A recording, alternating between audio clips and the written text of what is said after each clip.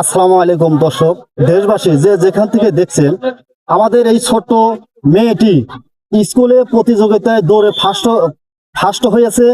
খুবই ভালো মেয়ে। এই মেয়েটির কথা আপনারা শুনবেন কি বলে।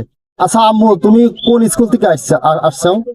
44 নং বাচামারা উত্তরখণ্ড সরকারি প্রাথমিক বিদ্যালয় থেকে এসেছি। তুমি কোন ক্লাসে লেখাপড়া করো? ক্লাস চতুর্থ। চতুর্থ। হুম। আচ্ছা, তুমি তাহলে একটা গান গাও, মনে থেকে একটা গান গাও। হ্যাঁ, গাও।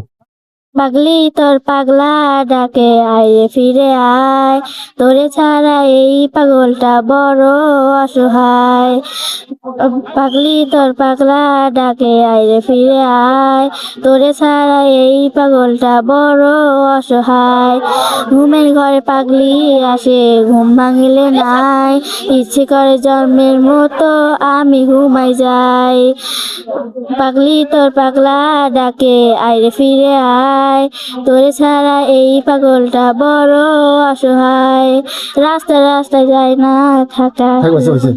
শুনলেন, গানটি শুনলেন।